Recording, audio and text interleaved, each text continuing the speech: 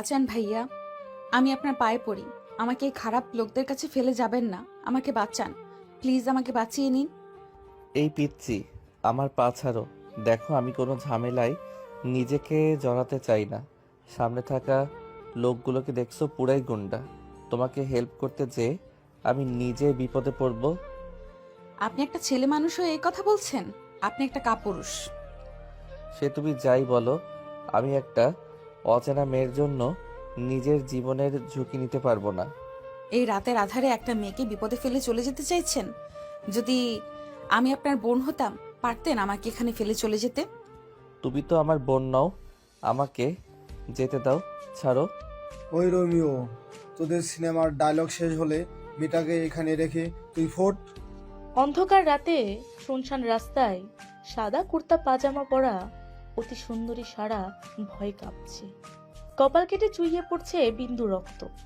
বয়স 18 ছুঁই ছুঁই, চোখে মুখে অসহায়তার ছাপ। তারই পাশে দাঁড়িয়ে আছে সুঠাম লম্বা দেহের তুর্য। কালো প্যান্ট, শু, শার্টের উপর ঢিলে করে রাখা টাই, চুলগুলো সুন্দর সেট করে রাখা। দেখতে পুরাই ড্রেসিং হিরো। দেখে বোঝার উপায় নাই তার বয়স 30-এর কোঠায় পৌঁছেছে। তাদের থেকে হাত পাঁচেক দূরে দাঁড়িয়ে আছে 4টা ছেলে, দেখতে গুন্ডাদের মতো, এবং তাদের চরিত্র ঠিক তাই। মারপিট, ছিনতাই, চুরি করে তাদের দিন রাত পার হয়। সঠিক কোনো ঠিকানা নাই। তাদের মধ্যে একজনের নাম রাহাত। সে ওদের দলের লিডার। সবার সামনে দাঁড়ানো সে, মুখে ক্রূর হাসি। এই নিরিবিলি রাস্তায় তুর্য নিজের চিন্তায় মগ্ন হয়ে হেঁটে আসছিল। হঠাৎ মেয়েটা দৌড়ে এসে পড়ে তার পায়ের সামনে। মেয়েটা বাঁচার আশা খুঁজে পায়। সাথে 4টা ছেলে দৌড়ে এসে থামে ওখানেই। কিন্তু তুর্য যে তাকে বাঁচাতে রিফিউজ করবে সারা ভাবেনি। সারা আবারও আকুতির স্বরে তুর্যের হাত আঁকড়ে ধরে। দেখুন, আপনি আমার একমাত্র ভরসা। আপনি ওদের হাতে আমাকে রেখে গেলে আমি হয়তো আর জীবিত থাকবো না। প্লিজ আমাকে ফেলে যাবেন না। গো টু ব্লাডি হেল। বলেছি না, তোমার ম্যাটারে আমি পড়তে চাই না। ছাড়ো আমার হাত। তুর্য সারার থেকে ঝাড়া দিয়ে নিজের হাত সরিয়ে নেয়। পিছে ঘুরে হাঁটা শুরু করছে। সারা ভয়ে মুষড়ে যায়। চোখ বেয়ে গড়িয়ে পড়ছেন পানি। এবার কি করবে সুন্দরী?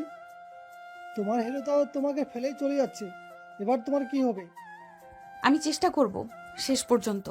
মরে যাব, তবু তোদের হাতে নিজেকে বন্দি হতে দেব না। তা কি করে পালাবে শুনি? সারা দৌড় দিল। রাস্তার পাশ ঘেঁষে থাকা বড় বড় গাছপালা, বন জঙ্গলের দিকে ঢালু বেয়ে নেমে গেল অন্ধকারে। সে দৌড়াচ্ছে। সাদা জামার জন্য সহজে সে ছেলেগুলোর নজরে আসছে। ছেলেগুলো তাকে ফলো করে দৌড়ে ধরার চেষ্টা। হঠাৎ একটা গাছের সাথে বাড়ি খেয়ে সারা পড়ে যায় মাটিতে। কয়েক সেকেন্ডে সে জ্ঞান হারিয়ে ফেলে। ছেলেগুলো দৌড়ে এসে থামে তার নিকটে। ছেলেগুলো নিজেদের শিকার ধরতে পেরে বিকট হাসিতে ফেটে পড়ে। ভোরের আলো ছড়িয়ে পড়েছে সবখানে। হসপিটালের সাদা দেয়ালে কালো ঘড়িটা টিক টিক করে বেজে চলছে। রক্ত শুকানো সাদা ড্রেসে মাথায় ব্যান্ডেজ করা সারা ধীরে ধীরে চোখ মেলে। প্রচন্ড ব্যথা অনুভব করে। চারপাশে চোখ বুলিয়ে চট করে উঠে বসে। আম্মা, তুমি উঠে গেছো? এখন কেমন লাগছে? মাথা ব্যথা করছে নাকি খুব? আব্বু, কাঁদছো কেন আম্মা? তুমি কেঁদো না, আমি ডাক্তারকে ডাকছি। শুয়ে পড়ো, উঠো না। Doctor, doctor. সারা কাঁদছে। তার বাবা দৌড়ে গেল কেবিনের বাইরে।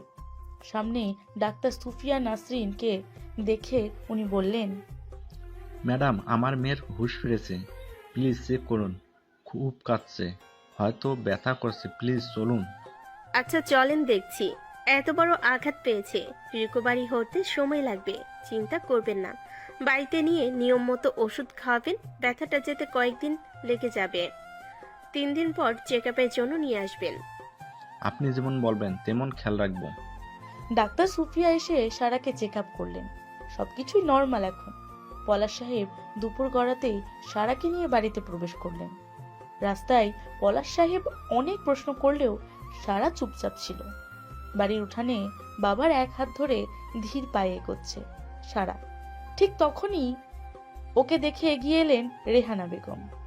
গালমন্দ করে বলে উঠলেন, মুখ পুরি, আমাদের মুখে চুন কালি দিয়ে এখন অসুস্থতার নাটক করা হচ্ছে। খবরদার, এই বাড়িতে তুই পা রাখবি না। আম্মা এসব কি বলছেন? আমার অন্যায়টা কোথায়? ন্যায় অন্যায় আমি জানি না, পুরো রাত বাড়ির বাইরে থেকে নস্তামি করে পড়ে থাকবি, আর সেই দায় কি আমরা নিব? বের হো বাড়ি থেকে। রেহানা তুমি চুপ করো, মেয়ে আমার অসুস্থ। আজ তুমি আমাকে চুপ করাতে পারবে না। হয় এই মেয়েকে বাড়ি থেকে বের করো, না হলে তুমিও বের হয়ে যাও। তারপরও পাড়ার লোকের খারাপ কথা আমি শুনতে পারবো না। তোমার নষ্টা মেয়েকে এক্ষুনি বিতাড়িত করবা। আম্মা, আমি কোনো নষ্টামি করিনি। আমাকে এবারের মতো মাফ করে দেন। বারবার কেন নষ্টামি বলছেন? চুপ, মুখে মুখে তর্ক করা হচ্ছে। নষ্টামি করিস নাই তুই? তো রাতে কোথায় ছিলি? মুখ পুরি, বের হো বাড়ি থেকে। কোথায় যাবে ও? ওর যাওয়ার জায়গা কোথায়?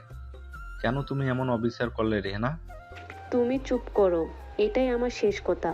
এই মেয়েকে আমি আর বাড়িতে রাখবো না। রাস্তার মেয়ে রাস্তাতেই ফেলে আসো, না হলে গ্রামে সালাসি বসিয়ে এই মেয়ের আমি কঠিন শাস্তি দেব বলে রাখলাম। তখন আর বাঁচাতেও পারবে না। সারা আর সাহস পায় না এগোনোর। পলাশ সাহেবও নিরুপায় হয়ে যায়, ভেবে পায় না কি করবে। সারার চোখে গড়িয়ে পড়ে কান্নার নোনা পানি। আব্বু, আমার জন্য আপনি আর কষ্ট করবেন না। আমাকে আমার মতো যেতে দিন। আপনারা ভালো থাকবেন। কোথায় যাবো এখন আম্মু? চলো, তোমাকে আমি বাইরে থাকার কোনো একটা ব্যবস্থা করে দেব। তোমার আম্মুর মন যখন নরম হলে তারপর তোমাকে নিয়ে আসবো। আম্মু, আমাকে আর ঘরে তুলবেন না। উনি তো কম চেষ্টা করেননি আমাকে এ বাড়ি থেকে বের করার। এবার তো নিজেই হাত ধরে আমার জীবন শেষ করার জন্য রাতের আধারে নিয়ে যেয়ে খারাপ লোকদের হাতেই তুলে দিয়েছিল। অন্যদিকে দেশের নামকরা সবচেয়ে বড় ইন্ডাস্ট্রিয়ালের মালিক রাফসান মির্জার পরিবার সবসময় থাকেন নিউজের ফ্রন্ট পেজ জুড়ে। 2 ছেলে, 1 মেয়ে আর স্ত্রী নিয়ে তার পরিবার। আজও তার নতুন একটা প্রোডাক্ট লঞ্চের জন্য 34 নম্বর অফিসের সুবিশাল হল রুমটাই মানুষে মানুষে টইটুম্বর। সাংবাদিকদের ক্যামেরার ফ্ল্যাশ আর পিকচার ক্লিকের শব্দে চারপাশটা শব্দে শব্দে ভরে আছে। তখন অফিস স্টাফরা সামলাচ্ছে। অন্যদিকে অফিস রুমে দাঁড়িয়ে রাগারাগি করছে রাফসান। এটা কোনো কথা হলো? কতবার বলছি ছেলেটাকে টাইম মেনটেন করতে, কিন্তু তার কোনো ভাবান্তর নাই। যখন যা ইচ্ছা তাই করবে। এভাবে টিকে থাকতে পারবে? নিজেকে সে কীভাবে? সব কিছুতে এত উদাসীন কিসের জন্য আমি বুঝি না। বাবা রিল্যাক্স, ভাই হয়তো এখনই এসে যাবে। সে তো সব কিছুতেই একটু এমন করে। চলো আমরা স্টেজে যাই, ওদিকে সময় হয়ে গেছে। সময় হয়েছে সেসব তোমার ভাইয়ের মগজে আছে। দেখেছো কত বাজে? সে জানে না তার হাত ধরেই নতুন প্রোডাক্টের লঞ্চ হবে। ভাই ঠিক এসে যাবে, তুমি চলো, বাকিটা আমি হ্যান্ডেল করব। ওদিকে বারবার তোমার নাম অ্যানাউন্স চলছে, স্টাফ সবাই হ্যান্ডেল করতে পারবে না। রাফসান মুখের রাগ ঝেড়ে ছোট ছেলের সাথে স্টেজের দিকে এগোচ্ছে। অন্যদিকে বড় ছেলে আহিয়ান তুর্য দৌড়ে বাস ধরল। ভিড়ের ঠেলাঠেলিতে এগিয়ে একটা পাশে দাঁড়াতেই হঠাৎ তার হাতের ফোনটা পড়ে গেল সিটে বসা একটা মেয়ের মাথার ওপর। ব্যান্ডেজ দেওয়া মাথায় ফোনের ওজনটুকু লোহা সমান ব্যথা দিল সারাকে। পরপর শব্দ করে ওঠে। আউচ! কে রে? সরি, আমি খেয়াল করিনি। হাত থেকে ফোনটা পড়েছে। খুব লেগেছে নাকি? সারা ফোনটা ধরে মাথা তুলে তুর্যকে দেখতে পেয়ে চমকে ওঠে। তুর্য সারাকে দেখে অবাক হয়ে যায়। তুমি গত রাতের সেই মেয়েটি না? আপনি ফোন নিন। আমাকে এখানে জীবিত দেখে নিশ্চয়ই খুশি হন নাই। এজন্য আবার আমার মাথায় নিজের ফোনটা ফেলে আমাকে মারতে চেয়েছেন। কিন্তু তোমার মাথায় এত ব্যান্ডেজ কেন? সামান্য তো কপাল কাটা ছিল, তারপর তো পুলিশ। সারা তুর্যকে কথা ফিনিশ করতে দিল না। চরম রাগে তার শরীর জ্বলে ওঠে, চোখ ভরে ওঠে পানিতে, তবে গড়িয়ে যায় না। তুর্য অবাক হয়। সারা যেন কোনো আহত বাঘিনীর ন্যায় গর্জে ওঠে। আপনার মতো কাপুরুষ আমি দুটো দেখিনি। সামান্য একটু হেল্প চেয়েছিলাম, কিন্তু আপনি পিঠ দেখিয়ে চলে গিয়েছিলেন। আপনার জন্য আমার আজ এই হাল। আপনাকে আমি কখনোই মাফ করব না। আপনি একটা খারাপ লোক। তুমি কিন্তু এখন আমাকে ইনসাল্ট করছো। নিজের দোষ আমার উপর চাপাচ্ছ। তুমি কেন এত রাতে একা বাহির হয়েছ? নিজে বিপদ ডাকবে আর দোষ দিবে অন্যের? Not fair. আপনার মতো বাজে লোকদের সাথে আমি কথাও বলতে চাই না। এই পিচ্ছি বারবার আমাকে বাজে বাজে বলবে না। বলবো। কি করবেন আপনি? এই মামা দাঁড়ান, আমি এখানে নেমে যাব। তুর্য কথা শেষ করতে পারে না, তার স্টেশন এসে পড়ে। তুর্য নেমে যায়। সারা বসে বসে ভাবছে, তার বাবা অবশেষে কোনো উপায় না দেখে এক বন্ধুর বাড়িতে তাকে পাঠাতে চাইছে। যদি কোনো সাহায্য পাই।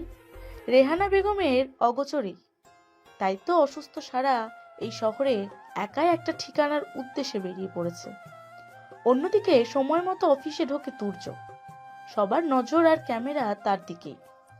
চাপা গুঞ্জন শুরু হয়েছে। তুর্য সরাসরি স্টেজে এসে নিজের বাবার পাশে দাঁড়ায়। রাফসান সাহেবের চাপা গলার স্বর। এত লেট করছো কেন? তুমি জানো না আজ কতটা ইম্পর্টেন্ট দিন? গাড়িটা গত রাতেই নষ্ট হয়ে গেছে, তাই হেঁটে হেঁটে অফিসে আসতে লেট হলো। তোমার এই উদ্ভট কথা আমাকে বিশ্বাস করতে হবে?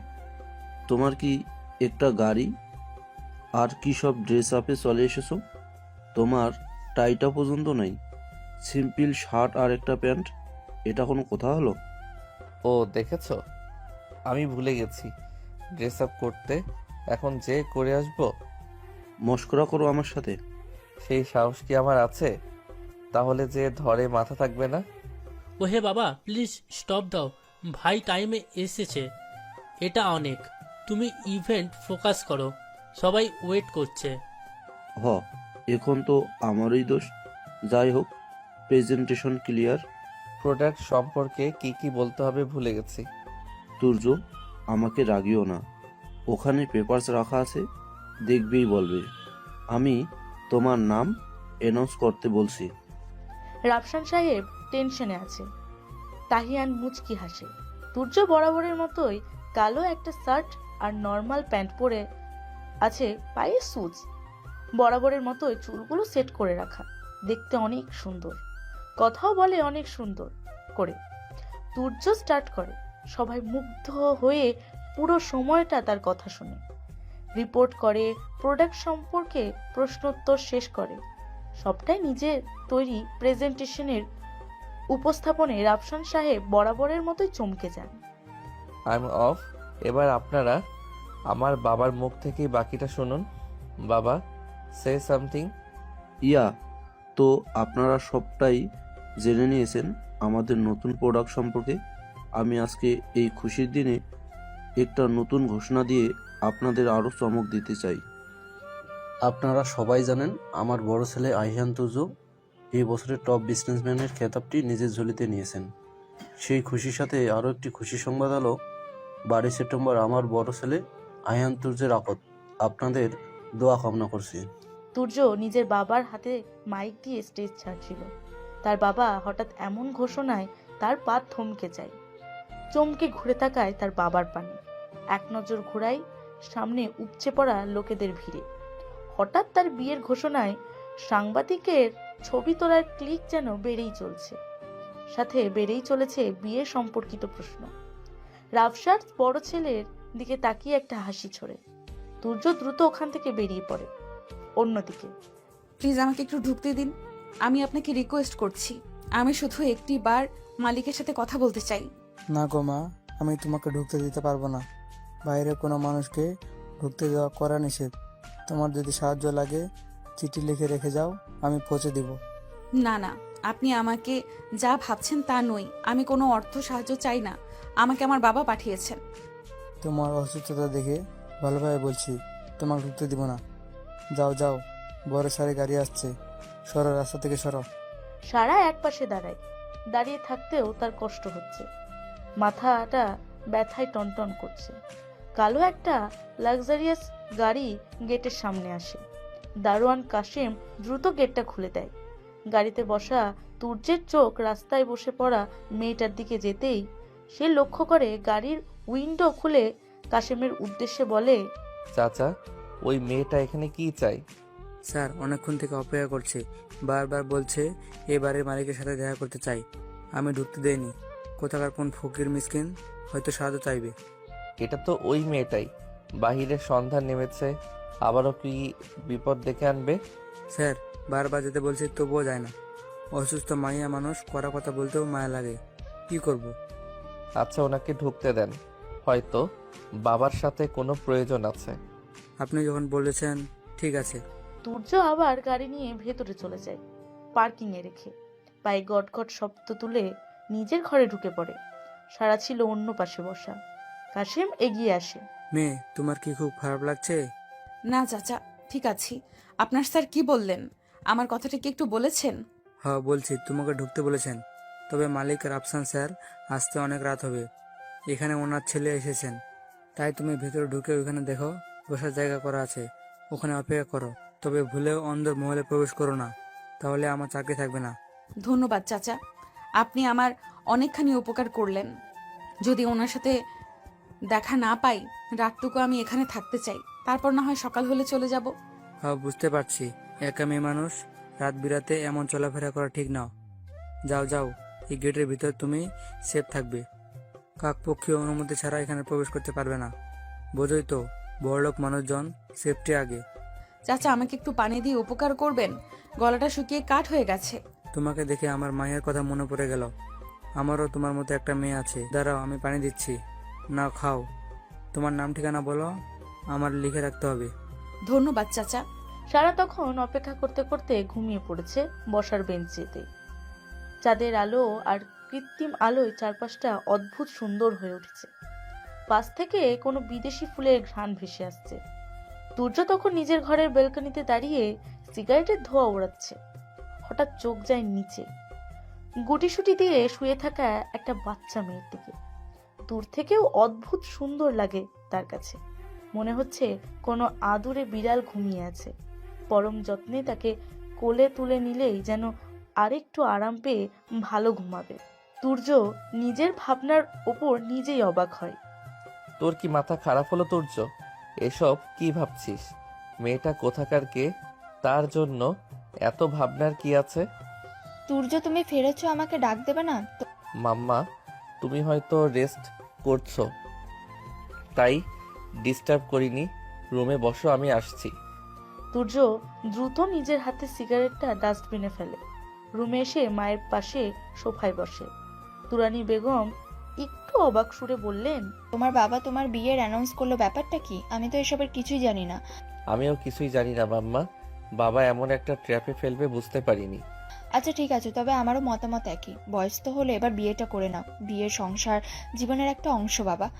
আমি তো না বলিনি, কিন্তু তোমরা যাদের পছন্দ করো তাদের কাউকেই আমার পছন্দ হয় না মাম্মা। এক কথা বলে বলে আর কত নাকচ করবে? তোমার বাবা যত সম্বন্ধ এনেছে সবাই খুব সুন্দরী, উচ্চশিক্ষিত, উচ্চবংশীয়। দেখো তোমার সব বন্ধুদেরও বিয়ে হয়ে গেছে। আসিফের কিন্তু এখনো বিয়ে হয়নি। সবচেয়ে বড় কথা, তোমরা যে মেয়ে দেখছো ওগুলো আমার পছন্দ না। বাবা, সবাই সব দিক দিয়ে পারফেক্ট হয় না। আমাদের সেসব মানিয়ে নিয়ে জীবনসঙ্গীর সাথে জীবন পার করতে হয়। তোমার বাবাকেই দেখো, আমি যখন তোমার বাবাকে বিয়ে করি তোমার বাবা ছিল বেকার, আর আমার বড়লোক বাবা কখনো রাজি ছিল না আমাদের বিয়েতে। কিন্তু এখন দেখো, আমার বাবার চেয়েও তোমার বাবা আজ কতটা সাফল্যের পথে। আমাকে কি করতে বলছো? চিনি না জানি না, এক চোখের দেখায় বিয়ে করতে? মাম্মা, একবার চোখের দেখায় কি মানুষের রং চেনা যায়? তুমি একজন সফল মানুষ, তোমার জীবনসঙ্গীও তেমন ভালোই হবে। তুমি চিন্তা করো না। তোমার বাবার সম্মান, তোমার সম্মান জড়িয়ে আছে। এবার অ্যানাউন্স করে দেওয়ার ডেটে আকদ না হলে কি হবে বুঝতে পারছো? এই জন্য তো বাবা এমনটা করলো। এখন আমার রেপুটেশন নিয়ে আমাকে ব্ল্যাকমেল করবে ভাবছে। তুমি চিন্তা করো না মাম্মা, আই হ্যান্ডেল দিস সিচুয়েশন। বাড়ির গেটে রাফসানের গাড়ি প্রবেশ করছে। শব্দে সারার ঘুম ছুটে যায়। উঠে বসে মাথায় ওড়না টেনে দেয়।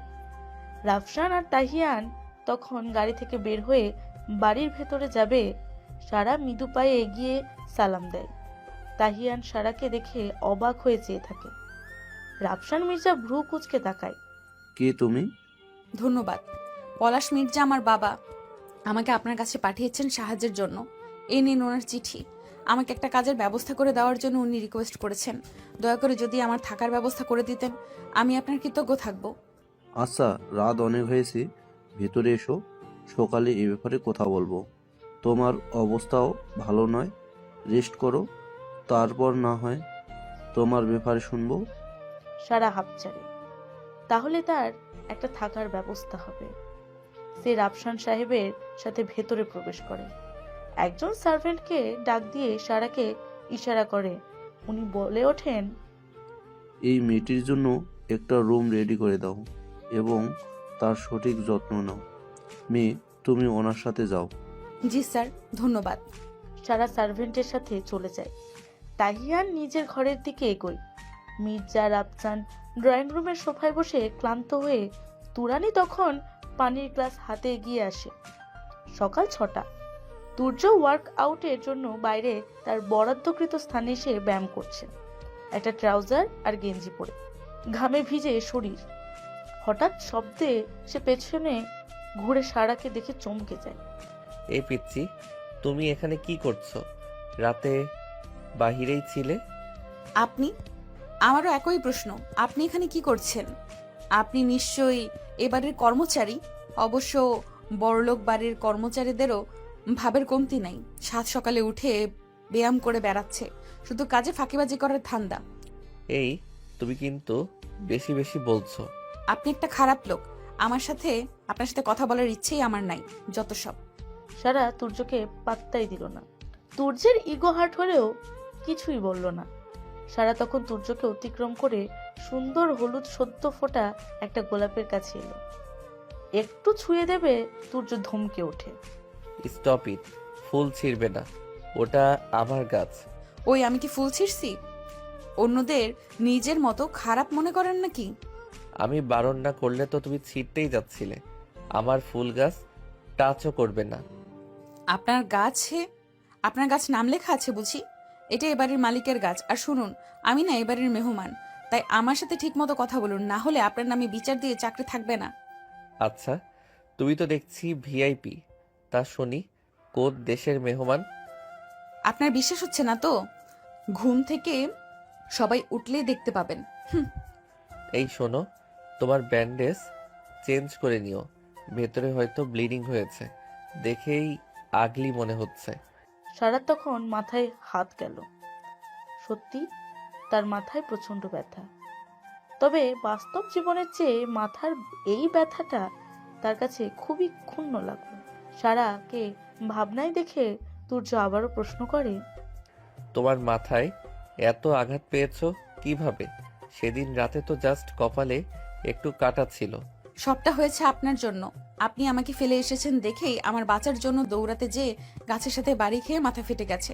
ভাগ্যিস ওই রাতে আমি বেহুশের পরপর পুলিশ এসেছিল, না হলে তো মারাই পড়তাম। আর আপনি হতেন আমার খুনের প্রথম কারণ। এজন্যই কাউকে সাহায্য করতে নেই। পুলিশ ডেকেও সে আমাকেই দোষী ভাবছে। মেয়েটা, আপনি একটা খারাপ লোক। এই পিচ্ছি, কাকে তুমি খারাপ লোক বলছো? কে তোমার কি খারাপ করলো?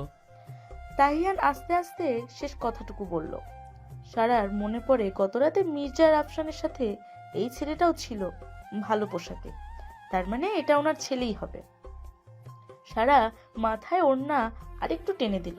আমি আসলে এখানে ঘুরতে ঘুরতে এসেছি। এ পাশটা ভাইয়ের পছন্দের জায়গা। ফুলগুলো কত সুন্দর, তাই না? হ্যাঁ, আপনার ভাইয়ের রুচি অনেক সুন্দর। কিন্তু তুমি রাতে ঘুমাওনি? তোমাকে দেখে অসুস্থ মনে হচ্ছে। আবার এত সকালে উঠেছো, কি ব্যাপার? কোনো অসুবিধা নেই, আমার সকালে ওঠার অভ্যাস, এই জন্য নামাজের পর বেরিয়েছি। আপনাদের বাসার সবাই ঘুম। সবাই ঘুম না, যে যা সকালে কাজে ব্যস্ত। তাছাড়া তোমার নামটা কি? সারা। আপনারা থাকুন, আমি আসছি। সারা ওখান থেকে চলে যায়। তুর্য তাহিয়ানের দিকে ভ্রু কুঁচকে তাকায়। তাহিয়ান তখনও সারার যাওয়ার দিকে চেয়ে আছে। কি ব্যাপার ছোট, তুই এখানে? সকালে তো ঘুম থেকে তোকে তোলাই যায় না। তোমার কাছেই এসছি, নতুন প্রোডাক্টের ব্যাপারে কিছু ডিসকাস ছিল। তোমাকে তো এখানেই পাবো এখনের জন্য। বাবা, এবার তোমার ব্যাপারে বেশ সিরিয়াস। আব্বুকে এমন প্ল্যান কে দিয়েছে? বলো, প্ল্যানটা কেমন হয়েছে? সুন্দর না? তোমার আকতের নিউজের সাথে নতুন প্রোডাক্টের কানেকশন লাগিয়ে ব্যাপারটা এখন ভাইরাল টপিক। এত সেল বেশি আসবে, বেনিফিট 100-এ 100। আচ্ছা, খুবই ভালো প্ল্যান। আমি জানতে চাইছি প্ল্যানটা কে দিল? তোমার পছন্দ হয়েছে? আসল প্ল্যানটা আমি দিয়েছি। তাহলে এবার তুমি আমাকে রিওয়ার্ড হিসাবে চীন ট্যুরের টিকিট গিফট করতে পারো। I don't mind. তুর্য দিল ধমক। মুহূর্তে তার মুখের চরিত্র পাল্টে যায়। রাগী ফেসটা শো হতেই তাহিয়ান নিজের জিভ কাটে। Get lost. তোর পরবর্তী 3 মাস নো ছুটি, নো ট্যুর। এটাই তোর রিওয়ার্ড। ভাইয়া, আরে ভাইয়া শোনো, ধুর, নিজের পায়ে নিজেই কুড়ুল দেয়া ঝুঁকি একেই বলে। চেয়েছিলাম এবার একটা জম্পস ট্যুর দেব। আরে ভাইয়া শোনো তো। তাহিয়ান মন খারাপ করে বসে পড়ে। বেলা বাড়তেই মির্জা পরিবারের সবাই ব্রেকফাস্টের জন্য ডাইনিং টেবিলে জড়ো হয়েছে। কাজের লোকগুলো ব্যস্ত হাতে খাবার সার্ভ করছে। সারা তখন ওখানে আসতে সাহস পায় না, তাই চুপটি করে ঘরেই বসে থাকে। তার জন্য বলে রাখা সার্ভেন্টটা সারার সব দিকের খেয়াল রাখছে। সকালেই সে ব্যান্ডেজ পাল্টে দিয়ে সারার খাবার দিয়ে ওষুধ দিয়ে গেছে। খাওয়ার পর্বে মির্জা রাফসান বলে উঠলেন, তুর্য, তোমার মতামতের জন্য অনেক অপেক্ষা করছি, ফলাফল শূন্য। তাই এবার তোমার মাম্মা এবং আমি মিলে তোমার জন্য মেয়ে সিলেক্ট করছি। আব্বু, তুমি আমার বিয়েটাকেও বিজনেস বানিয়ে ফেলছো। আমার কিছু আলাদা প্ল্যান থাকতে পারে, এটাও ভাবো নাই? বাবা, ভাইয়া কোনো মেয়ে পছন্দ করে না, আর ইনভেস্টিগেশন একদম ক্লিয়ার। তোর মুখ বন্ধ না করলে থাপ্পড় খাবি। আব্বু, আমি তোমাদের পছন্দ মতো বিয়ে করতে পারবো না। আমার সময় চাই। সময় তোমাকে অনেক দেওয়া হয়েছে, আর দিতে পারবো না। ঠিক করা 12 সেপ্টেম্বর তোমার আখত হবে, এটাই ফাইনাল। কিন্তু আর কোনো কিন্তু নয় তুর্য। গত রাতে তোমার আব্বুর সাথে ডিসকাস করেছি। আমরা দুজন মিলে অ্যাশকে ঠিক করেছে। মেয়েটা বিদেশি ডিগ্রিধারী, দেখতেও বেশ, তোমার সাথে সব দিক থেকেই মানাবে। মাম্মা, তুমিও যা ইচ্ছা করো, আমি আর কিছুই বলবো না। রাগ নিয়ে খাবার ফেলে উঠে চলে যায় তুর্য। তাহিয়ান মুচকি হাসে। রাফসান সাহেব দীর্ঘশ্বাস ফেলে। গত রাতের মেয়েটা কোথায়? খাবার টেবিলে ডাক দাও। একজন সার্ভেন্ট দৌড়ে গেলেন সারাকে নিয়ে আসে। সারা তখন নোংরা কাপড় চেঞ্জ করে নিয়েছে। দেখতে অনেক স্নিগ্ধ লাগছে, এমনকি এমনি সে অনেক সুন্দরী। তাহিয়ান মুচকি হাসি দিয়ে পাশে বসার ইশারা করে। সারা বসে। তোমার কোনো অসুবিধে হয়নি তো মেয়ে? না স্যার। এই মেয়েটাকে, তোমার নাম কি মেয়ে? আমার নাম সারা। পলাশ মির্জা আমার বাবা। কুসুমপুর গ্রাম থেকে এসেছি। ও, পলাশ ভাইয়ের মেয়ে।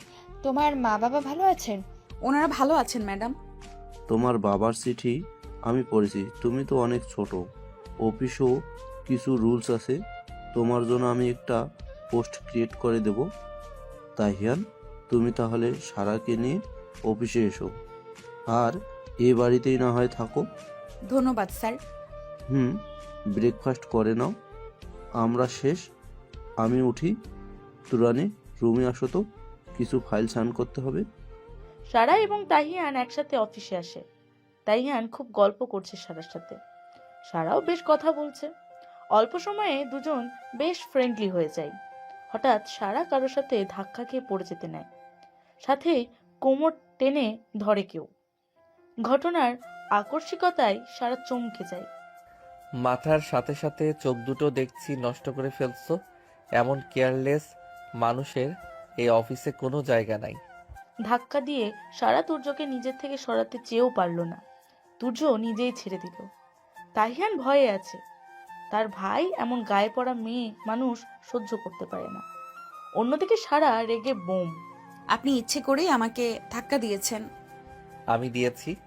হ্যাঁ দিয়েছেন। আচ্ছা, আপনার কি আমার সাথে কোনো শত্রুতা আছে? সবসময় আমাকে বিপদে ফেলতে চান কেন? এই মেয়ে, আমি কখন তোমাকে বিপদে ফেলেছি? তুমি নিজেই তো একটা বিপদ। অফিসে এসেছি, এখানেও আপনি আমার পথে এসেছেন। ধাক্কা দিয়ে অলমোস্ট ফেলেই দিয়েছিলেন, আর বলছেন আমি বিপদ। সারা, তর্ক করো না প্লিজ। আপনি লোককে ভয় পেতে পারেন তাহিয়ান, কিন্তু আমি পাই না। আপনি জানেন না উনি কতটা খারাপ, কেয়ারলেস একটা কাপুরুষ। ভাই রেগে লাল হয়ে গেছে। সারা, চুপ হয়ে যাও, না হলে তোমাকে থাপ্পড় মারবো প্লিজ। ভাই, এই লোককে আপনি এত সম্মান দিবেন না। হতে পারে আপনার বড়, কিন্তু সেই তো আপনাদের একজন কর্মচারী। তাই ভয় পাবেন না, এই ফাজিল লোককে আমি সাহায্য করব। ও রিয়েলি? আমিও দেখতে চাই তুমি কিভাবে আমাকে সায়স্তা করবে। দেখুন, আজ আমার এই অফিসে প্রথম দিন, তাই মুড ভালো, এজন্য আজকের মতো আপনাকে ছেড়ে দিচ্ছি, কিন্তু এরপর আর ছাড় দিব না। সারা কথাটুকু শেষ করে তাহিয়ানের হাত টেনে ওখান থেকে চলে যায়। তাহিয়ান ভয়ে জমেই গেছে। সারা দূরে এসে হাঁপ ছাড়ে। এটা তুমি কি করছো সারা? ভাইকে রাগালে আমরা কেউ টিকিট পাবো না। আমাদের এই সব কিছু ভাইয়ের জন্য টিকে আছে। মানে? আরে যাকে তুমি কর্মচারী মনে করছো সেই সব কিছুর মালিক। বাবা তো শুধু নাম মাত্র। সব কিছু তো ভাইয়ের জন্য। আমাদের সেই ছোট কোম্পানিটা আজ এত বড় হওয়া সম্ভব হয়েছে শুধুমাত্র ভাইয়ের মেধা পরিশ্রমের জন্য। কি বলেন? উনি আপনার সেই বড় ভাই? I mean Mirza Ahiyan? হুম। আউচ, আগে বলবেন না। ইসরে, এবার আমার কি হবে? আমি তো শেষ। তুমি তো বলার সুযোগ দাওনি আমাকে। তাছাড়া বাড়িতে ভাইয়ার সাথে তোমাকে সকালে দেখেছিলাম, ভেবেছি তুমি হয়তো জানো। দূর কলা, উনি একজন টপ বিজনেসম্যান হয়ে ঘুরে বেড়ান সাধারণ পোশাকে। আমি কিভাবে বুঝবো? এখানে সবাই, ইভেন আপনিও স্যুট টাই ছাড়া বাড়ি থেকে বের হন না। ভাইয়া সিম্পল ভাবে চলাফেরা পছন্দ করে, এজন্য তো উনি বেশি ফেমাস, সব মেয়েদের আকর্ষণ। শোনো, ভাইয়ার কেবিন ওইটা। তুমি যে সরি বলে আসো, না হলে যা রেগেছিল না জানি কি করবে। বাট ভয় করছে। ভয় নাই, আমি আছি, এখন যাও। সারা ভয়ে ভয়ে তুর্যের কেবিনে নক করে। অনুমতি পেয়ে ভেতরে আসতে তুর্য হাত টান দেয়। নিজেকে সামলাতে সারা তুর্যের শক্ত বুকের ওপর পড়ে। নাকটা যেন থেতো হয়েছে তার। তুর্য দাঁত চেপে বলে ওঠে, how dare you treat me like this? আমি আপনাকে তখনের জন্য সরি বলতে এসেছি, কিন্তু আপনি আবার আমাকে ব্যথা দিচ্ছেন। আমার হাত ছেড়ে দিন। তুর্যের সাথে এমন ব্যবহার করার সাহস কেউ পায় না। সেখানে তোমার মতো পিচ্চি মেয়ে বারবার আমাকে অপমান করছো, বাজে কথা বলছো। সারা তুর্যের থেকে সরে আসতে চায়। তুর্য আরো শক্ত করে সারার হাত পেছনে মুড়ে ধরে। সারা লেগে আছে তুর্যের বুকে। এক হাত দিয়ে তুর্যের বুকে বারবার ধাক্কা দিয়েও এক চুল সরতে পারছে না। তুর্য বাঁকা হাসে। এতটুকু শক্তি দিয়ে আমার সাথে লড়তে আসছো? প্লিজ ছেড়ে দিন। আই এম সরি, আমি জানতাম না আপনি মির্জা স্যারের বড় ছেলে। তুমি একটা ছেলে মানুষকে বারবার অপমান করেছো, পরিণতি কি হবে না ভেবেই তোমাকে এক চুল ছাড় দিব না। দেখুন, আমি এক কান ধরে সরি বলছি, তারপরেও আমাকে ছেড়ে দিন। আসতে পারি? তুই কি বিজি? হায় হায়, এটা আমি কি দেখছি? মির্জা আহিয়ান তুর্যকে বুকের এক রূপসী নারী। একটা ছেলের আগমনে তুর্য দ্রুত সারাকে ছেড়ে দিয়ে সোজা নিজের চেয়ারে যেয়ে বসে পড়ে। সারা লজ্জায় থ হয়ে দাঁড়িয়ে আছে। ছেলেটা আসিফ তুর্যের ফ্রেন্ড। সারার কাছে এসে মুচকি হাসির সাথে হাত বাড়িয়ে দেয়। সারা হাত মেলায় না। হায়, আমি আসিফ। আমি সারহা। বাবা পলাশ মির্জা, মা রেহেনা বেগম, গ্রাম কুসুমপুর, রাইট? আপনি কিভাবে জানেন? ওই দিন রাতে হসপিটালে ভর্তির পর আমি তোমাকে বায়োডাটা বের করে দিয়েছিলাম, তাই তো হসপিটাল কর্তৃপক্ষ তোমার বাবাকে খবর পাঠাতে পেরেছিল। খবর পেয়ে উনি সকালে আসেন তোমার কাছে। ও, ধন্যবাদ। আপনি তাহলে ওই দিন আমার জীবন বাঁচিয়েছিলেন। আপনাকে অসংখ্য ধন্যবাদ। মানুষের জীবন বাঁচানোই আমার কর্ম। তোদের জাতীয় পরিচয় পর্ব শেষ হলে জানতে পারি এখানে কেন এসেছিস? আরে গুরু, রাগ করছিস কেন?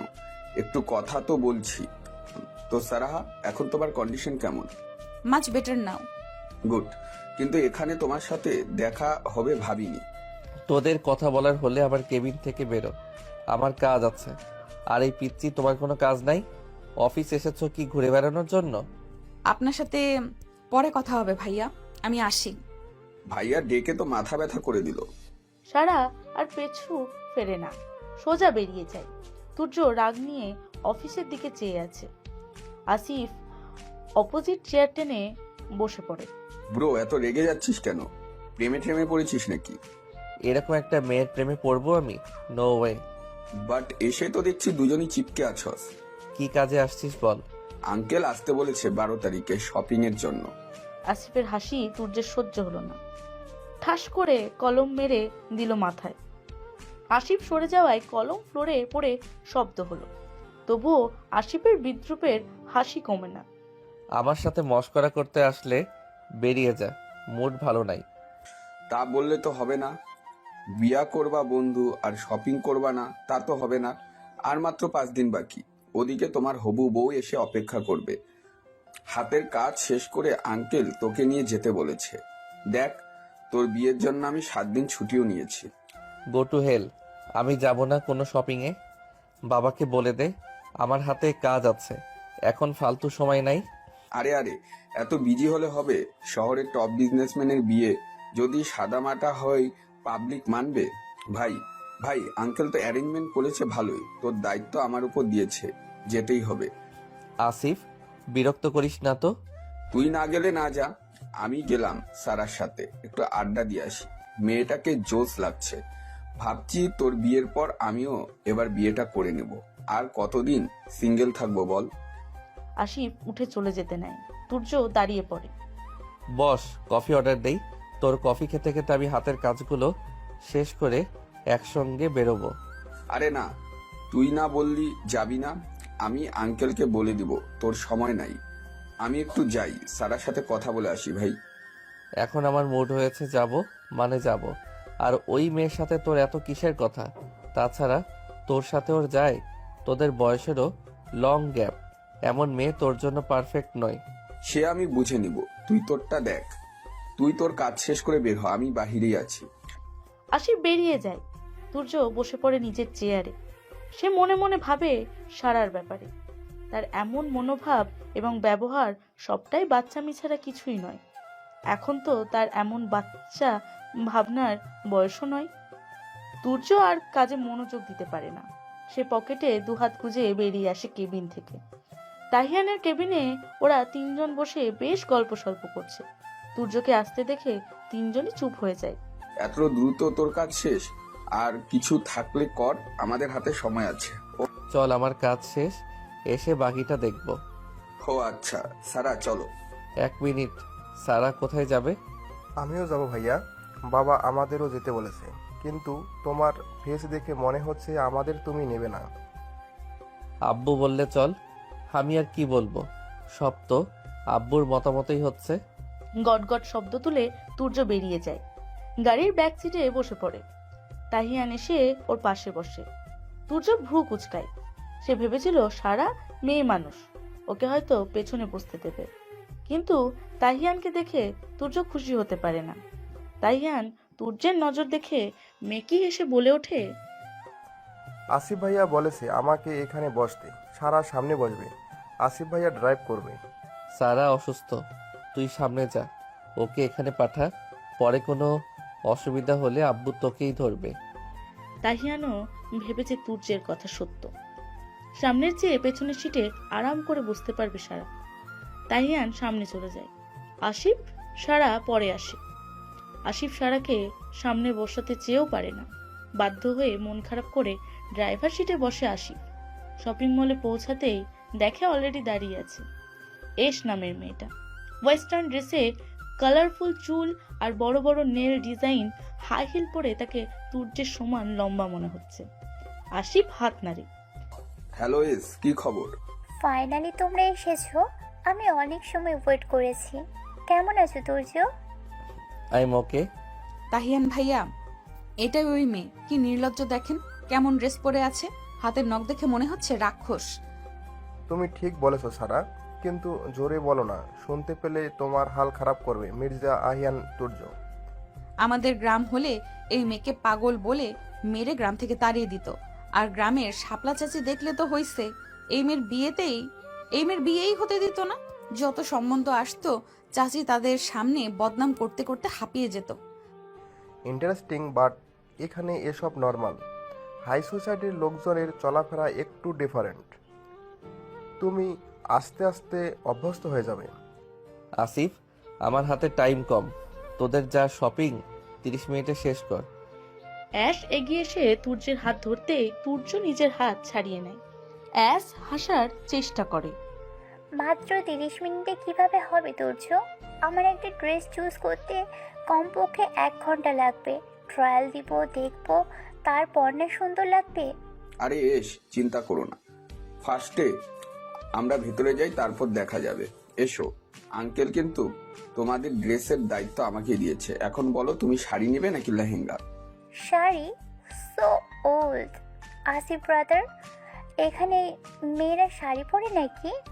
তবে তুমি পরবে না আমার ধারণাতেই ছিল। এনিওয়ে, মির্জা আহিয়ানের ওয়েডিং ড্রেস হবে latest brand new couple dress. চলো দেখি কোনটা তোমার পছন্দ হয়। আসিফ বেশ বিরক্ত। অ্যাস তার দুজন মেয়েড এনেছে সাথে, তাদের সাহায্যে ড্রেস পরে পরে ট্রায়াল দিচ্ছে।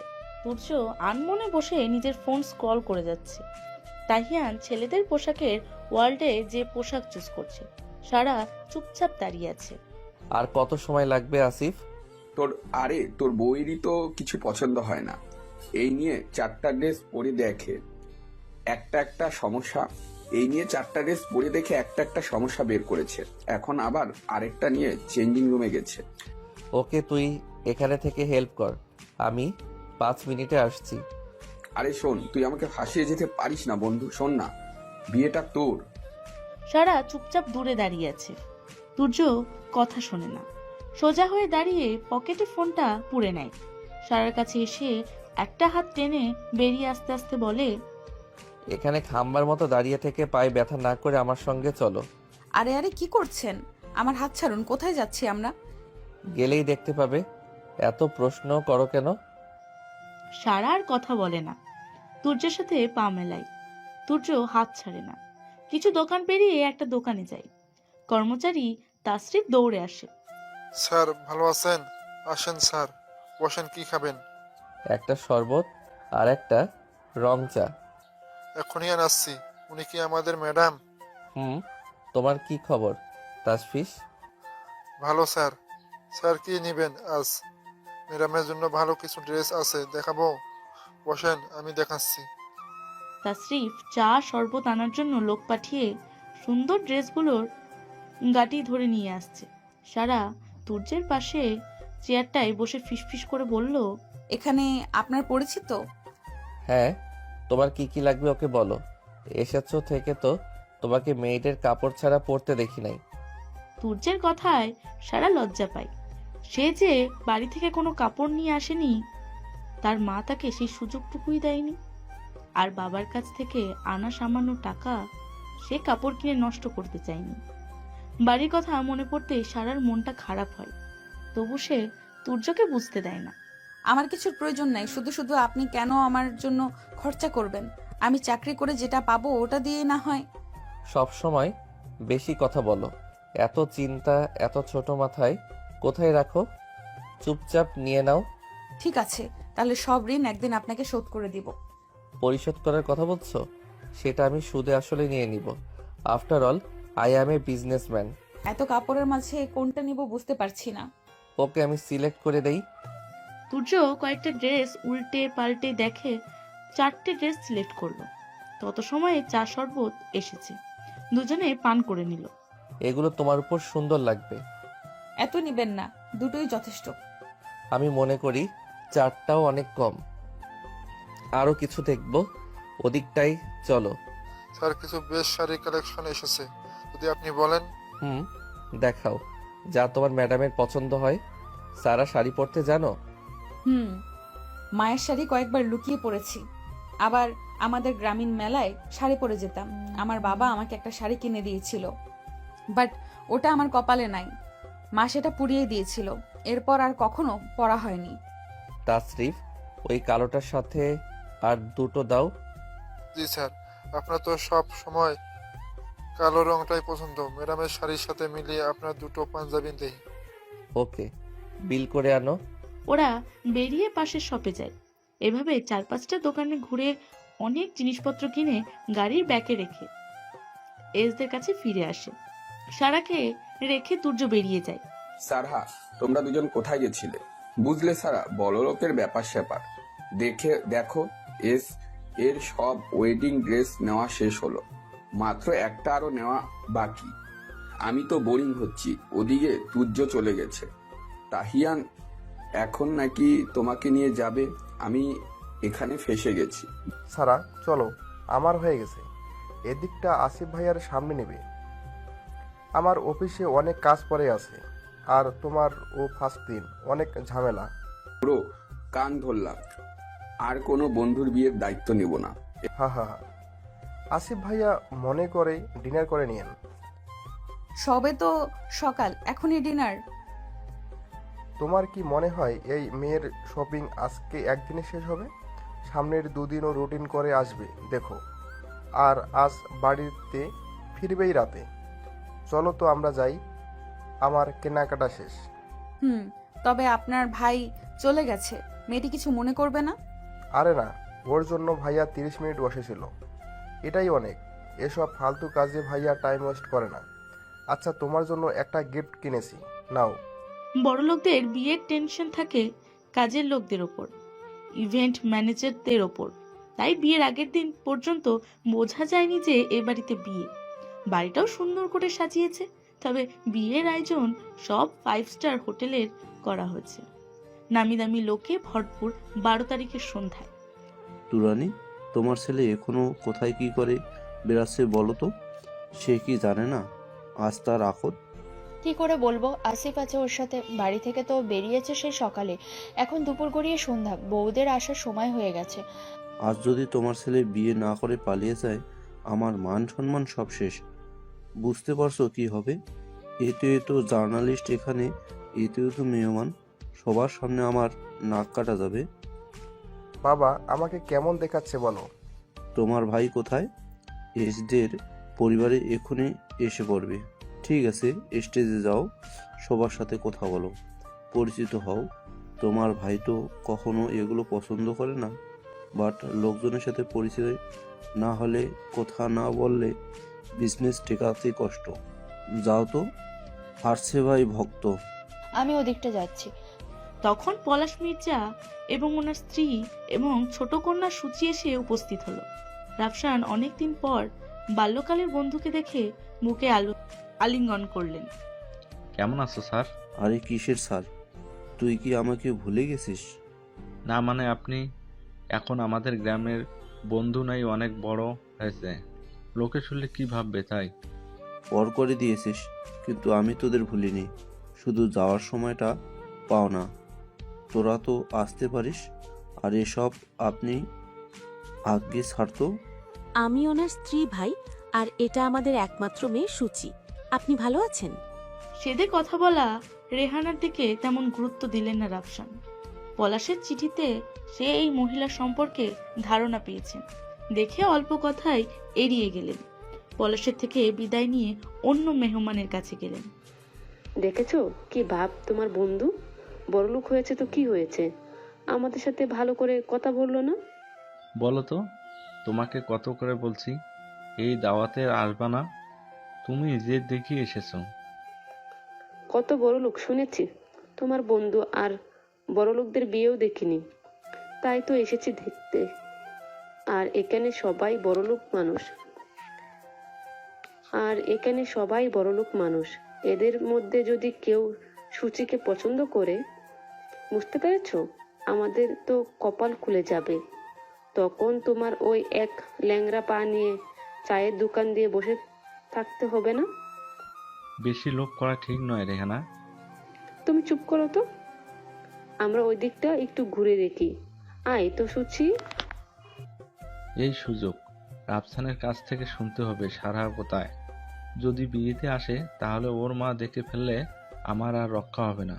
মেয়েটা সেই এসেছে, আর খোঁজও নিতে পারিনি, দেখে যাই।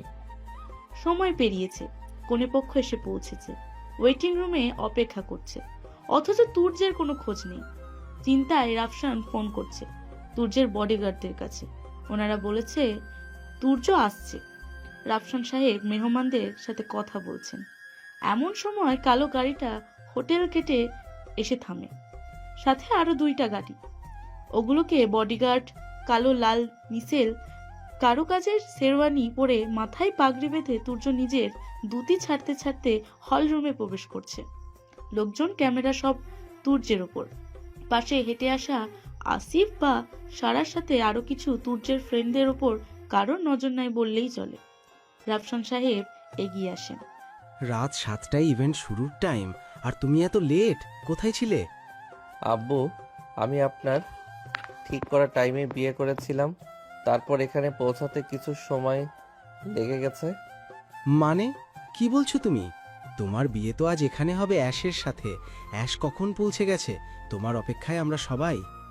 এ ব্যাপারে সরি আব্বু, আমি সারাকে বিয়ে করে এসেছি। রাফসানের মাথায় যেন আকাশ ভেঙে পড়ল। সারা ভয়ে কাঁপছে, মাথা নিচু করে আছে। তুর্য সারার এক হাত চেপে ধরে আছে। তুর্যের লো কথাগুলো পাশে থাকা কয়েকজন মাত্র শুনে গসিপ শুরু করলো। মহল সন্দেহজনক হলে তুরানি এগিয়ে আসে। সবটা শুনে সেও যেন চুপসে গেছে। অন্যদিকে তুর্যের আসার খবর পেয়ে অ্যাশ রুম থেকে বেরিয়ে এসে সারার হাত ধরে দূরে দাঁড়িয়ে থাকা তুর্যকে দেখে সে এগিয়ে আসে। তুর্য, তোমার আসতে এত লেট হলো? আমি সেই কখন থেকে ওয়েট করছি। দেখো তো আমাকে এই লুকে কেমন লাগছে। এস, তোমার সাথে কিছু কথা আছে, ভেতরে চলো। তোমার সাথে এখন কি কথা বলবো? আকদের সময় হয়ে গেছে, কথা পরেও বলা যাবে। লোকজনদের ওয়েট করানো ঠিক নয়। সেই ব্যাপারেই বলবো, তুমি রুমে চলো। বাবা প্লিজ মাথা গরম করো না, সবাই দেখছে। তুর্য, তোমার থেকে এটা আশা করিনি। তোমার যদি এই রাস্তার মেয়েকে এত পছন্দ, তাহলে আগে কেন আমাদের জানাওনি? আমি সময় চেয়েছিলাম মাম্মা, তোমরা আমাকে জোর করেছো, বাধ্য হয়ে আমাকে এমন একটা পদক্ষেপ নিতে হলো। তুরানি, এখন তর্ক করার সময় নয়, চলো এসের বাবা মায়ের কাছে। রাফসান সাহেব হাত জোর করে মাপ চেয়েছেন। অ্যাজ আশিফের থেকে বিয়ে ভাঙার কথা শুনে সেন্সলেস হয়ে গেছে। তুর্য সারার হাত ধরে স্টেজে এসে সবার সামনে তাকে বউ হিসেবে পরিচয় করিয়ে দিচ্ছে। পলাশ সাহেবের চোখে খুশির পানি, আর রেহানা বেগমের চোখে আগুন। পরিস্থিতি বেশ ট্রেন্ডি হিসেবে লোক দর্শকে ধরা দিয়েছে।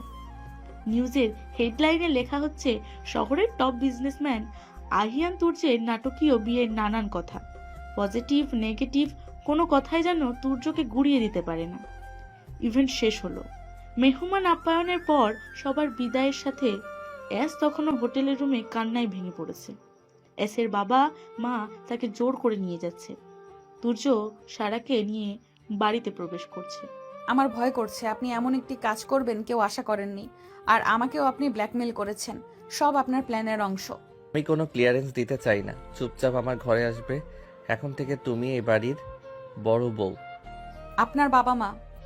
ওদের কথার মাঝে বাড়িতে আসে তুর্যদের পরিবার।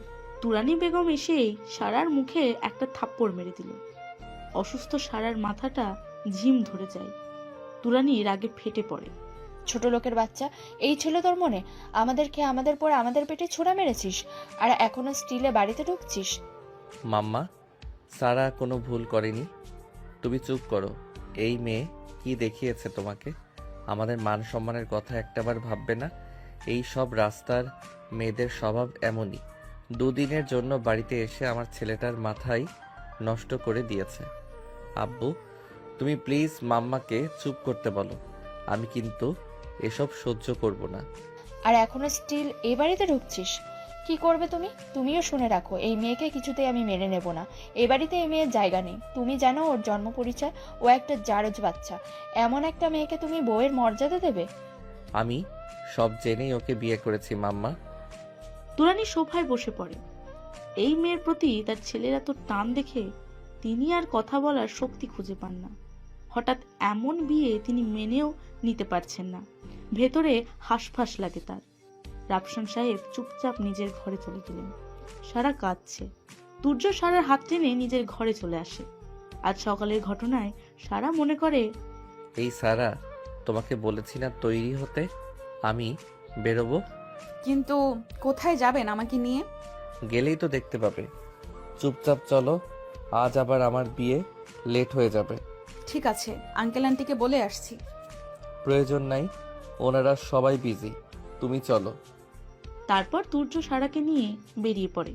বলা বাহুল্য, তুর্যের বডিগার্ডগুলো সবসময় তুর্যের সাথেই থাকে।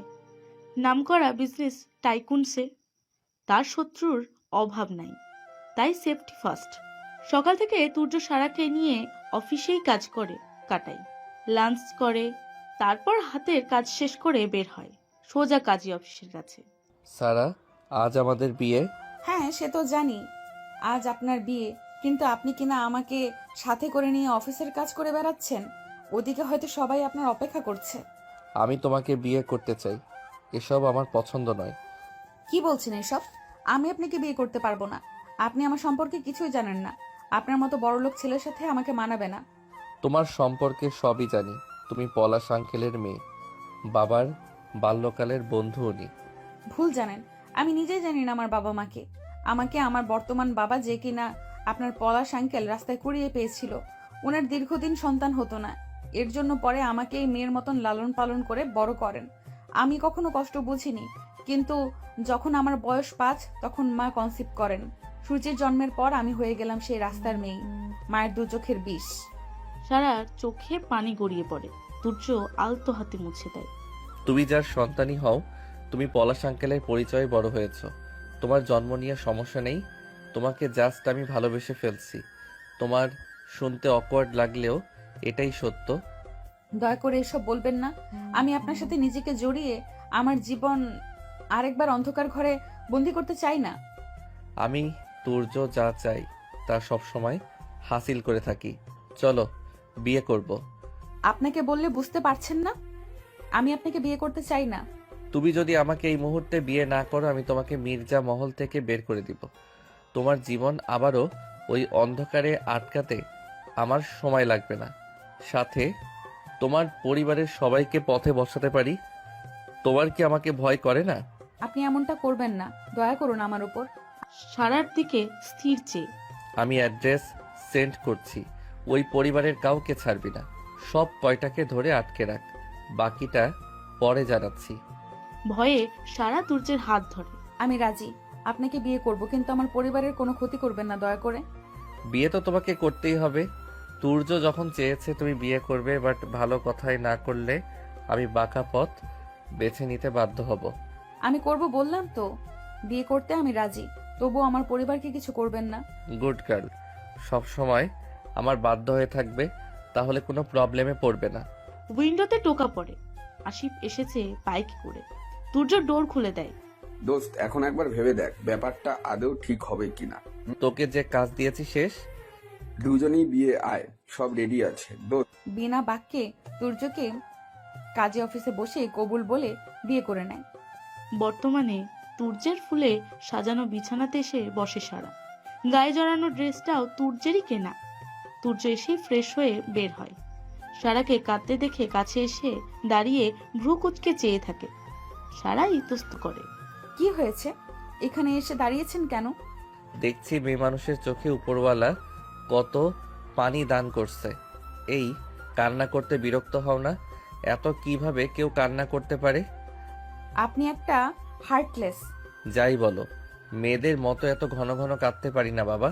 এখন দয়া করে ফ্রেশ হয়ে এসো, আজ আমাদের ফার্স্ট নাইট। এভাবে কেটে কেটে সব স্পয়েল করার ইচ্ছা আছে নাকি? সাথে আপনি একটা নির্লজ্জ খবিস। তাই না? এখনো তো তুমি আমার নির্লজ্জের কিছুই দেখোনি। তবে তোমাকে ডেমো দেই। তুর্য হুট করে সারার দিকে ঝুঁকে পড়ে। সারা ভয়ে পেছনে হেলে যায়। তুর্য এক পলক সারার চোখের দিকে চেয়ে কমল নরম শুকিয়ে যাওয়া ঠোঁট দুটোর দিকে চেয়ে মুখ কাছে নিয়ে আসে। সারা ভয়ে চুপসে যায়। আমি ওয়াশরুমে যাব। এতটুকুতে ওয়াশরুমে যেতে হবে? এখনো তো ডেমোই দেখাইনি। তুর্য হেসে সোজা দাঁড়াতেই সারা উঠে দৌড় দেয় ওয়াশরুমে। বুক থুকপুক করছে তার। সকালে সারা যখন ভয়ে জড়সড় হয়ে ড্রয়িং রুমে এসেছে, তুরানিকে দেখে অবাক হয়। সাধারণত এত সকালে সে বাইর হয় না নিজের রুম থেকে। তুরানি সারাকে দেখে ডাক দেয়। এ বাড়ির কিছু নিয়ম কানুন আছে। বাড়ির নতুন বউ ঢ্যাং ঢ্যাং করে ঘুরে বেড়াতে পারে না। সকালে সবার জন্য চা নাস্তা তৈরি করতে হয়। তোমাকে দেখে মনে হয় না সেসব পারবে। আমি রান্না করতে পারি ম্যাডাম, আমাকে বলে দিন কি কি করতে হবে। পাটায় মশলা পিষে রাখবে। সকালে তো সবাই হালকা খাবার খাবে, সেগুলো করার পর দুপুরেরটা করবে। কিচেনে মেড আছে, তাদের থেকে রান্নার লিস্ট নিয়ে নাও। যে যা পছন্দ করে সেই মতোই রাখবে। আচ্ছা ম্যাডাম। ম্যাডাম, একটা কথা ছিল, যদি কিছু মনে না করেন। বলে ফেলো। আপনার কানের দুলটি শাড়ির টানে হয়তো ভেঙে গেছে, আপনার শাড়ির বর্ডারে বেঁধে ঝুলছে। সারা কথাটুকু বলে চলে যায় কিচেনে। তুরানি সত্যি খেয়াল করে তার কানের দামি দুলটা ভেঙে পড়ছে, নতুন শাড়ির ভাঁজে লেগে ঝুলছে। হয়তো পড়ে যেত, ফেরত পেত না। তুরানি ওটা তুলে নেয় হাতে, মনে মনে সারাকে ধন্যবাদ দেয়। অন্যদিকে তুর্যের ঘুম ছুটে পাশে সারাকে দেখতে না পেয়ে উঠে বসেই ডাক দেয়, যা পুরো বাড়ির লোক শুনবে।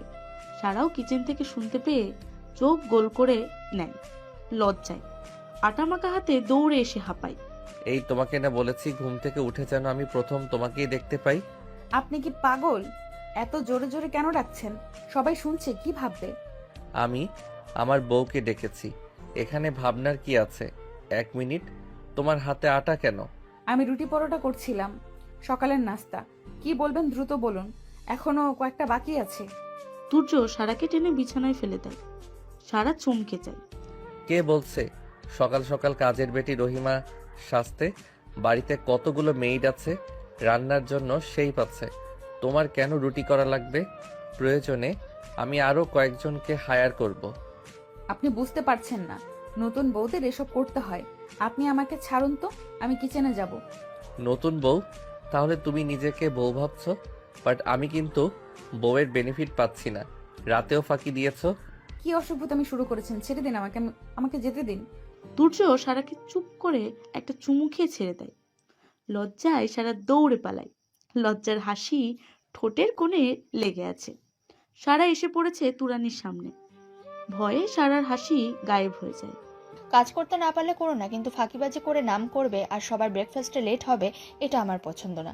এবারের সবকিছু টাইম টু টাইম হয়ে থাকে। সরি ম্যাডাম, আমি এখনই কাজ শেষ করছি।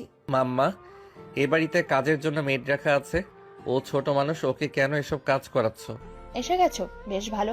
শুনে রাখো তুর্য, এবারের বউ হতে গেলে আগে যোগ্যতা অর্জন করতে হবে। মা, এসবের সাথে আমার 2 দিন কথা হয়েছে। মা, এসের সাথে আমার 2 দিন কথা হয়েছে। ও কিন্তু কফিটুকু বানাতে পারে না। তোমার রাগ আমার উপর? বেশ, তবে সারাকে এসবে টানবে না। সারা, কিচেন থেকে ঘরে যাও, আমার ড্রেসগুলো গুছিয়ে দাও তো আলমারিতে। বলছি, আমি হাতের কাজটুকু করেই না হয়। ধমকে উঠে তুর্য। ভয়ে সারা কিচেন থেকে ঘরে চলে যায়। তুরানি বেগম রেগে আরো ফুঁসে ওঠে, তবে ছেলেকে আর কিছুই বলতে পারেন না। সারা ঘরে এসে দেখে কোনো কাপড়ই এলোমেলো নাই। তুর্য যে তাকে মিথ্যা বলে ঘরে পাঠিয়েছে, সারা বুঝতে পেরে আর বের হওয়ার সাহস পায় না। ভাইয়া, মা তো শুধু ভাবিকে টেস্ট করেছিল, তুমি শুধু শুধু রেগে যাচ্ছ। কিসের টেস্ট? আমি জেনে শুনে বিয়ে করেছি না, এরপর আবার কিসের টেস্ট? সারা কোনো বস্তু নয়, আমার ওয়াইফ, তাই ওকে এসব থেকে দূরে রাখবে। ওকে নিজের মতো থাকতে দিবে আশা করছি। তুর্য গটগট শব্দ তুলে বাইরে চলে যায়। তাহিয়ার নিজের মাকে ধরে। তুরানি বেগম ছেলের এমন পরিবর্তন দেখে মুষড়ে পড়ে। সারা কাজ না পেয়ে রুমের বেলকনিতে এসে দাঁড়িয়েছে। বাইরেই তুর্য বসে ব্যায়াম করছে। সারা ভেবেছে একটু বিরক্ত করা যায়। তুর্য কারোর সাথে ফোনে কথা বলছে। কানের এয়ারপডটি দেখে সারা বুঝে নিয়েছে সে জরুরি কোনো কথায় বিজি। শয়তানি হাসি দিয়ে সারা তুর্যের দিকে একটা কাগজ মুচড়ে দলা করে ছুঁড়ে মারে। তুর্য ভ্রুকুচকে ইশারা করে। কি? সারা একটা ফ্লাইং কিস ছুঁড়ে দেয়। তুর্য চোখ বড় বড় করে চারপাশে দেখে। সে অবাক হয়, সারা তাকে কিস ছুঁড়ছে। সারা তুর্যের ফেস দেখে মজা পায়। অন্যদিকে তুরানি, আমার সকালের চাটা দিতে বলো। তোমার ছেলে ঘুম থেকে ওঠেনি আজ? ওঠেনি আবার? সাত সকালে বইয়ের হয়ে ওকালতিও করে গেছে। কি বলো? ঠিক বলছি। সারাকে বলেছি সকালের নাস্তা তৈরি করতে, তোমার ছেলে এসে দেখেছে, কড়া করে নিষেধ করে গেল। আমি যে ওর মা সেটা ভুলেই গেছে। এই ছেলে কষ্ট করে বড় করছি। তুরানি, তোমার মনে আছে তোমাকে যখন আমি প্রথম বিয়ে করে আনি, তোমার পরিবার মেনে নেয়নি আমাকে? সেই সাথে আমার পরিবারও, মা ছিলেন মন বেজার। এই ছেলে কষ্ট করে বড় করছি, সবই মনে আছে। তোমার মা আমাকে কত জ্বালাতন করছে। সাত সকালে উঠিয়ে উঠোন ঝাড়ু দেওয়া থেকে শুরু করে সারাটা দিন আমাকে দিয়ে গাধার খাটুনি খাটিয়েছে। সেসব আমি ভুলবো? মানুষটা মরে গেছে, তবু আমার মনের কষ্ট আমি ভুলতে পারি না। ঠিক বলছো। তখন তুমি রোজ আমার কাছে কান্না করতে। মাকে কিছু বলার মতনও সাহস ছিল না আমার, কারণ তখন আমি ঠিকমতো ইনকাম করতাম না, বাবা মায়ের টাকায় চলতাম। তুমি হঠাৎ এ কথা কেন বলছো বলো তো? ওই সময় আমি বেকার ছিলাম, কিন্তু ওই একই স্থানে আমার ছেলে দাঁড়িয়ে থাকলো সে একজন টপ বিজনেসম্যান। সে তো নিজের স্ত্রীকে বাঁচাতে এতটুকু স্ট্যান্ড নিতেই পারে। তুরানি বেগম চুপ হয়ে গেলেন। বহু বছর পর সেও কি নিজের শাশুড়ির মতো ভূমিকা পালন করতে চলেছিল? অথচ যখন সে বউ ছিল, কত রাত শাশুড়ি দেওয়া কষ্টের জন্য চোখের জলে বালিশ ভিজিয়েছিল। স্বামীর ভালোবাসা সম্পূর্ণটুকু থাকলেও মনে ছিল না সুখ।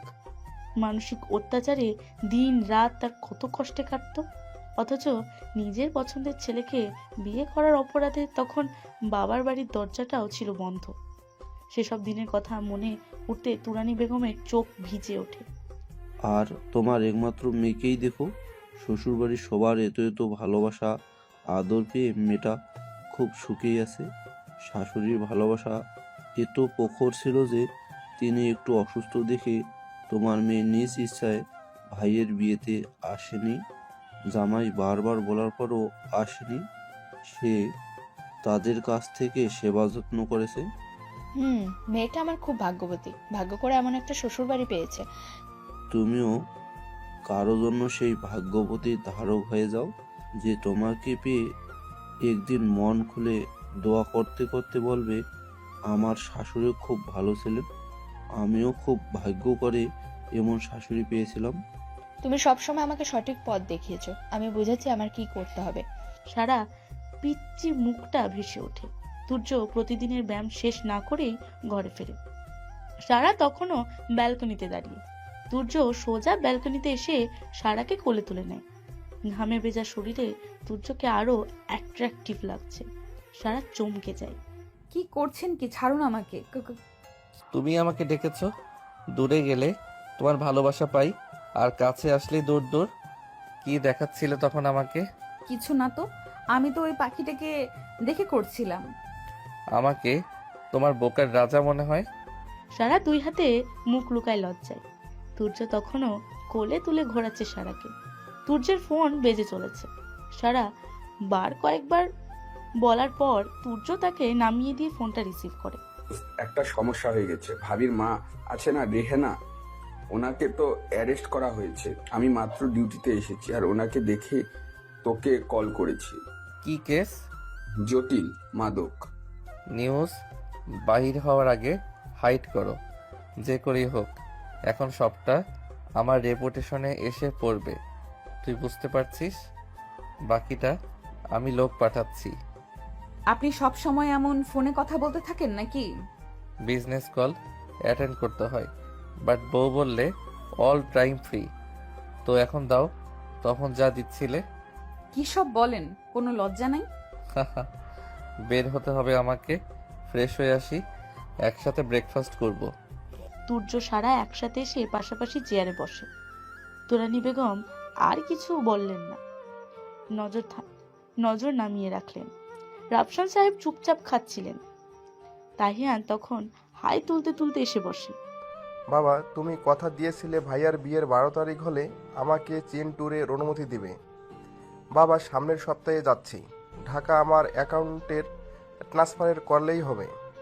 তোর কোথাও যাওয়া হচ্ছে না, অফিসে থাকতে হবে। আমি প্যারিস যাচ্ছি। হোয়াট? ভাই, তুমি বাইরে যাচ্ছ? কিন্তু তুমি তো... আব্বু একা এদিকটা সামলাতে পারবে না, ওখানের কিছু কাজ আছে, করে সপ্তাহ 2 থেকে চলে আসবো। সারাও সঙ্গে যাবে। সারা, আমি মিন ভাবিও যাবে। মানে তোমরা হানিমুনে যাচ্ছ? রিয়েলি? ধুর, আমি তো ভেবেছি ভাইয়া কোথাও যাবে না, এই সুযোগে আমি যাব। এটা কোনো কথা? ভাইয়া, তোমাদের সাথে তাহলে আমাকেও নিয়ে চলো। তোর কি চায়না চায়না করে মাথা খারাপ হয়েছে তাইয়ান? বড় ভাইয়ের হানিমুনে যেতে চাস? ওরে বাবা, চায়না বলো না, চীন বলবা। আমার ফ্রেন্ডদের সাথে অনেক দিন প্ল্যান এবার। আহা, কখন যাব চীন? তোর ভাই ঘুরে আসুক, তারপর তোর একটা বিয়ে করিয়ে দেব, তারপর বউকে নিয়ে যাস তোর চীন ঘুরতে। বেশ তো, আমি রাজি। মাম্মা, তোমার বান্ধবী নীলুফা আন্টি কিন্তু একটা ঝাক্কাস মেয়ে আছে, আমার থেকে মাত্র 6 বছরের ছোট। বাহ, তাহলে আগে থেকেই পছন্দ করে বসে আছো। বাবার ছেলে আমি, মান রাখতে হবে না? ফাইজলামি বন্ধ করো। আমি শুনেছি নীলুফান্টির মেয়ের হাতে কয়েকদিন চর খেয়েছিস, কথা কতটা সত্য? ভাইয়া তুমি আমাকে অপমান করবেন না। কি ব্যাপার সারা, তুমি তো কিছুই খাচ্ছ না, তোমার কি খাবার পছন্দ হয়নি? সারা অবাক হয় তুরানি বেগমের ব্যবহারে। মহিলা নিজ থেকে ওকে পেটে খাবার তুলে দেন। এতটুকুতে সারা খুশি হয়ে কেঁদে ফেলবে প্রায়। না না ম্যাডাম, আর লাগবে না, এত খেতে পারবো না। আর কতদিন ম্যাডাম বলবে? মা ডাক, তবে শুনতে পারবো না বুঝি? সারা অবাক হয়, তুর্যের দিকে তাকায়। তুর্য মুচকি হাসি দেয়। সারা বুঝে নেয় তার জীবন থেকে হয়তো দুঃখের দিনগুলো ঘুচিয়ে দেবে তুর্য নামক মানুষটি, হয়ে উঠবে তার প্রিয়জন। ও আমার জীবনটা নষ্ট করে এখন এখানে সবাই আনন্দ করে খানাপিনা করছে। কি দারুণ ব্যাপার, তাই না? এস তুমি আমাকে দেখে খুশি হওনি বুঝি? তোমার জন্য আমার জীবনটা শেষ, আর তুমি তো নতুন পিচ্ছি বউ নিয়ে বেশ মজাতেই আছো। মুখ সামলে কথা বলো, না হলে তুমি কথা বলার অবস্থায় থাকবে না। তুর্য, চুপ যাও। এস মামনি, এসে বসো, নাস্তা করো। কিভাবে নাস্তা করবো আঙ্কেল? ওই মেয়েটির জায়গায় এখন আমার বসে থাকার কথা ছিল। আপনার ছেলে এত বড় একটা কাহিনী করলো, আর আপনারা প্রতিবাদ করলেন না। দেখো মা, তুর্য এখন একটা ভুল করে ফেলছে। তোমার সম্মান হানির কোনো ইন্টেনশন আমাদের ছিল না। কিন্তু করছেন তো সেটাই। কি ছেলে জন্ম দিয়েছেন যে আপনাদের মাথা নত করে দেয়? Enough is enough. আর একটা কথা বললে তোমাকে ঘাড় ধাক্কা দিয়ে এই বাড়ি থেকে বের করে দিব। যতটুকু যার সম্মান বেঁচে ছিল সেটুকু থাকবে না। আপনি প্লিজ শান্ত হন, রাগ করবেন না। আপু, আমি আপনার কাছে হাত জোর করে ক্ষমা চাচ্ছি। তুমি তো চুপই থাকো। যেদিন শপিং মলে তোমাকে দেখেছি সেদিনই বুঝেছি তুমি কতটা বাজে। একজন বিবাহ ঠিক করা ছেলের সাথে রং তামাশা করে বিয়ে করে ফেলো তোমার মতো রাস্তার মেয়েদের আমার ভালো জানা আছে। গার্ড! গর্জে উঠে তুর্য। গার্ড এসে হাজির হয়। তুর্যের ইশারায় অ্যাসকে ধরে টানতে টানতে বাড়ির বাইরে নিয়ে যায়।